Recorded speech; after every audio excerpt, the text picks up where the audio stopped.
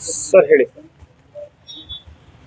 ಇವತ್ತಿನ ದಿನ ಪತ್ರಿಕಾ ಪುಷ್ಟಿ ಮೂಲಕ ವಿಷಯ ತಿಳಿಸಿಕೊಳ್ಳೋದು ಏನಂತಪ್ಪ ಅಂತಂದ್ರೆ, ಕಲಬುರಗಿ ಜಿಲ್ಲೆಯ ಯಡ್ರಾಮಿ ತಾಲೂಕಿನಲ್ಲಿ ಇಜೇರಿ ಗ್ರಾಮದ ಹೊರ ವಲಯದಲ್ಲಿ ಬೆಳದೆಸಿಗೆ ಅಂದ್ರೆ ನಮ್ಮ ಆಡು ಭಾಷೆಯಲ್ಲಿ ಸಂಡೋಸ್ ಕೂಗಿದ ಇಬ್ಬರು ದಲಿತ ಬಡ ಭೂವಿ ಒಡ್ರ ಸಮಾಜದ ಅಪ್ರಾಪ್ತ ಸೋದರರು ಸಂಶಯಾಸ್ಪದ ರೀತಿಯಲ್ಲಿ ಬಾವಿಯಲ್ಲಿ ಮೃತದೇಹ ಪತ್ತೆಯಾಗಿರುವುದು ಹಲವಾರು ಅನುಮಾನಗಳಿಂದ ಕೂಡಿದೆ.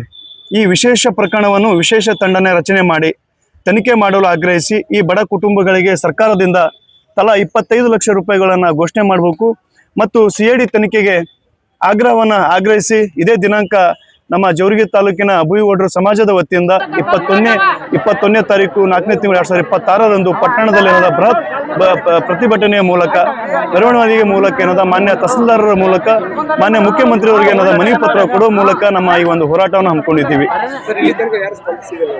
ಸರ್, ಇಲ್ಲಿ ತನಕ ಘಟನೆಯಾಗಿ ಸುಮಾರು ಒಂದು ವಾರಗಳು ಗತಿಸ್ತಾ ಇದ್ರು ಕೂಡ ಇಲ್ಲಿ ತನಕ ಯಾರೂ ಸಹ ಸ್ಪಂದನೆ ಮಾಡಿಲ್ಲ. ಮತ್ತೆ ಈ ಒಂದು ತನಿಖೆ ಈ ಪ್ರಕರಣವನ್ನು ಮುಚ್ಚಿ ಹಾಕುವ ಕಾರಣದ ಕೈಗಳು ಕೂಡ ಸತತವಾಗಿ ಪ್ರಯತ್ನ ಮಾಡಕತ್ತವ.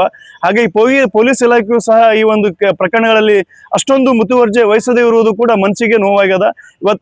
ಇವತ್ತು ನಮ್ಮ ಭೂವಿ ಸಮಾಜದ ಅಪ್ರಾಪ್ತ ವಿದ್ಯಾರ್ಥಿಗಳು, ಇವತ್ತು ಶಾಲೆ ಕಲಿತಕ್ಕಂಥ ವಿದ್ಯಾರ್ಥಿಗಳು 7:30 ಗಂಟೆಗೆ ಸಾಯಂಕಾಲ ಬಹಿರ್ದೇಶಕ್ಕೆ ಸಂಡೋಸ್ಕಂತ ಹೋಗಿರುವ ಸಂದರ್ಭದಲ್ಲಿ ಆ ಮಕ್ಕಳು ಇವತ್ತಿನ ದಿನ ರಾತ್ರಿ ಬರದೇ ಇರುವುದನ್ನು ಕಂಡು ಗಾಬರಿಗೊಂಡು ನಮ್ಮ ತಾಯಂದಿರು ಮತ್ತು ಕುಟುಂಬ ಸದಸ್ಯರು ರಾತ್ರಿ ನೈಟ್ ಸಮಯದಲ್ಲಿ ಸುಮಾರು 7:30 ಗಂಟೆಯಿಂದ ಸುಮಾರು ರಾತ್ರಿ 11ರಿಂದ 12:30 ಗಂಟೆ ತನಕನೂ ಹುಡುಕಾಡಿದ್ರು ಕೂಡ ಮಗಳು ಸಿಗ್ಲಿಲ್ಲ.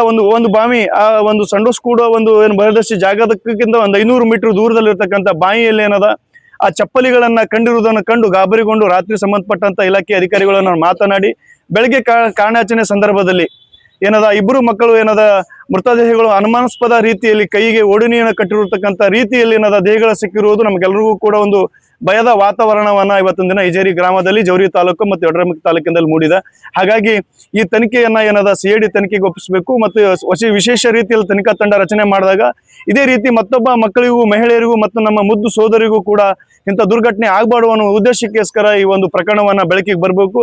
ಅದೇ ರೀತಿ ನಮ್ಮ ಬಡ ಕುಟುಂಬಕ್ಕೆ ಸರ್ಕಾರ ಕೂಡಲೇ 25 ಲಕ್ಷ ರೂಪಾಯಿಗಳನ್ನ ಎರಡೂ ಕುಟುಂಬಕ್ಕೆ, ಒಂದೊಂದು ಕುಟುಂಬಕ್ಕೆ 25 ಲಕ್ಷ ರೂಪಾಯಿನ ಹಣವನ್ನ ಮಂಜೂರು ಮಾಡಬೇಕು ಮತ್ತು ತನಿಖೆಯನ್ನ ಮಾಡಬೇಕು. ಇದು ಜವರ್ಗಿ ತಾಲೂಕಿನ ಮತಕ್ಷೇತ್ರದ ಶಾಸಕರು ಡಾಕ್ಟರ್ ಅಜಯ್ ಸಿಂಗ್ ಸಾಹೇಬ್ರೆ ಇವತ್ತು ಯಡ್ರಾಮಿ ಮತ್ತು ಜವರ್ಗಿ ಮತಕ್ಷೇತ್ರದ ಶಾಸಕರಾಗಿ ಡಾಕ್ಟರ್ ಅಜಯ್ ಸಿಂಗ್ ಸಾಹೇಬ್ರೆ ಇದ್ದಾರೆ. ಅವ್ರ ಗಮನಕ್ಕೂ ಕೂಡ ತಂದಿದ್ದೀವಿ. ಅವರು ಕೇರಳ ಒಂದು ಚುನಾವಣೆ ಇದ್ದಿದ್ದಕ್ಕಾಗಿ ಮತ್ತು ಇನ್ನಿತರಗಾಗಿ ಬಂದ ತಕ್ಷಣ ನಾನು ಭೇಟಿಯನ್ನ ಕೊಟ್ಟು ಸಂಬಂಧಪಟ್ಟ ಇಲಾಖೆಗೆ ಕೂಡ ನಾನು ನಿರ್ದೇಶನವನ್ನ ಕೊಡ್ತೀನಿ ಒಂದು ಭರವಸೆಯನ್ನು ಸಹ ಕೊಟ್ಟಿದ್ದಾರೆ. ಹಾಗಾಗಿ ನಮಗೆ ಜನಪ್ರತಿನಿಧಿಗಳ ವಿರುದ್ಧ, ಅಧಿಕಾರಿಗಳ ವಿರುದ್ಧ ಆಕ್ರೋಶವನ್ನು ವ್ಯಕ್ತಪಡಿಸಿ 21ನೇ ತಾರೀಕು ಹೋರಾಟವನ್ನು ಸಹ ಜವರ್ಗಿಯಲ್ಲಿ ಹಮ್ಮಿಕೊಂಡಿದ್ದೀವಿ. ಸರ್, ನಾವು ಇವತ್ತಿನ ದಿವಸ ನಮ್ಮ ಭೂವಿ ಒಡ್ರ ಸಮಾಜ ವತಿಯಿಂದ ಪತ್ರಿಕಾಗೋಷ್ಠಿಯಲ್ಲಿ ನಾವು ಎಲ್ಲ ಸೇರಿದಂಥ ಉದ್ದೇಶ ಏನಂದರೆ, ಇದೇ ಕಳೆದ 12 ತಾರೀಕು ಮತ್ತು 2026ರಂದು ಏನು ಘಟನೆ ನಡೆದಿದೆ, ಮೃತಪಟ್ಟ ಸಂಜನಾ ಮತ್ತು ನಂದಿನಿ ಅಂತ 15 ವಯಸ್ಸಿನ ಬಾಲಕಿಯರ ಮೇಲೆ ಅದು ಏನಾಗಿದೋ ನಮಗಂತೂ ಗೊತ್ತಿಲ್ಲ. ಬಟ್ ಮೃತದೇಹಗಳು ಬಾವಿಯಲ್ಲಿ ಸಿಕ್ಕಿದೆ. ಕೈಗೆ ಓಡ್ನಿ ಕಟ್ಟಿ ಅದು ಒಂದು ಸಂಶಯದ ಮರಣ ಅಂತ ನಾವೆಲ್ಲ ಖಂಡಿಸ್ತಾ ಇದ್ದೀವಿ. ಮತ್ತು ಇದೇ ರೀತಿಯಾಗಿ ಇನ್ನಿವರೆಗೂ ಯಾವುದೇ ಥರದ ಶಾಸಕರಾಗಲಿ ಮತ್ತು ಅಧಿಕಾರಿಗಳಾಗಲಿ ಇದಕ್ಕೆ ಸೂಕ್ತವಾದ ಕ್ರಮ ಕೈಗೊಳ್ಳಿಲ್ಲ. ಮತ್ತು ಮುಂದೆ ಬರ್ತಕ್ಕಂಥ 21 ತಾರೀಕಿಗೆ ನಾವು ಬೃಹತ್ ಪ್ರತಿಭಟನೆಯನ್ನು ಮಾಡ್ತಾ ಇದ್ದೀವಿ. ಮತ್ತು ಸರ್ಕಾರಕ್ಕೆ ಮತ್ತು ಅಧಿಕಾರಿಗಳಿಗೆ ಮತ್ತು ಜನಪ್ರತಿನಿಧಿಗಳಿಗೆ ನಮ್ಮದು ಕಳಕಳಿ ವಿನಂತಿ ಇದೆ, ಇದಕ್ಕೆ ಸೂಕ್ತ ಕ್ರಮ ತಗೊಂಡು ಬಡ ಕುಟುಂಬಗಳಿಗೆ ಸಹಾಯ ಮಾಡ್ಬೇಕಂತೇಳಿ ನಮ್ಮ ಸಮಾಜ ವತಿಯಿಂದ ನಾನು ಸಂಜು ಮಂಜಳ್ಕರ್. ಮತ್ತು ಅದೇ ರೀತಿಯಾಗಿ ಈ ವಿದ್ಯಾರ್ಥಿನಿಗಳು ಒಬ್ಬರು 9ನೇ ಕ್ಲಾಸ್, ಇಬ್ಬರು 9ನೇ ಕ್ಲಾಸ್ ಓದ್ತಾ ಇದ್ರು. ಮತ್ತು ಈ ವಿದ್ಯಾರ್ಥಿಗಳ ಬಡ ಕುಟುಂಬಕ್ಕೆ ಸರ್ಕಾರದಿಂದ ಒಂದು ಒಳ್ಳೆಯ ಸಹಾಯವನ್ನು ಆಗಬೇಕು ಮತ್ತು ಅವರ ಕುಟುಂಬದಲ್ಲಿ ಯಾರಿಗಾದರೂ ಒಂದು ನೌಕರಿ ಅಂತ ವ್ಯವಸ್ಥೆ ಮಾಡಿಕೊಡ್ಬೇಕು ಅಂತೇಳಿ ನಾವು ಸಮಾಜ ವತಿಯಿಂದ ವಿನಂತಿ ಮಾಡ್ತಾ ಇದ್ದೀವಿ.